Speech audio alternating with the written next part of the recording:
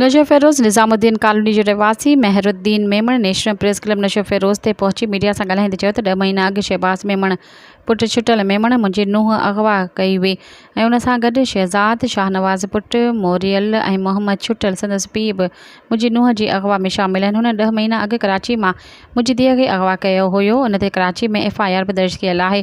हाणे केस तां हथु खणण लाइ मुंहिंजे घर ते हमिलो कयो आहे। मूंखे चवनि था त केस तां हथु खण न त तुंहिंजे पुटनि खे मारींदासीं। मुंहिंजे घरनि ते फायरिंग कई। मां हुननि ते NC बि दाख़िल कराई आहे। हुन पुलिस खे लिखी ॾिनो पर असां फ़ैसिलो था कयूं। हाणे फ़ैसिलो बि नथा कनि। ॾोहारी माण्हू घटीअ में विहारे वेठा आहिनि। असांखे धमकियूं था ॾियनि। असां IG सिंध DIG ऐं SSP नशो फ़िरोज़ खां मुतालबो था कयूं त फ़ौरन हिननि ख़िलाफ़ु क़ानूनी कार्रवाई करे गिरफ़्तार करे असां सां इंसाफ़ कयो वञे। जे इंसाफ़ न मिलियो त असां SSP ऑफ़िस अॻियां पाण ते पेट्रोल हारे बहा ॾींदासीं। सब्सक्राइब कयो अवामी न्यूज़ HD खे ऐं ताज़ा तरीन ख़बरुनि लाइ ॾिसंदा रहो अवामी न्यूज़ HD।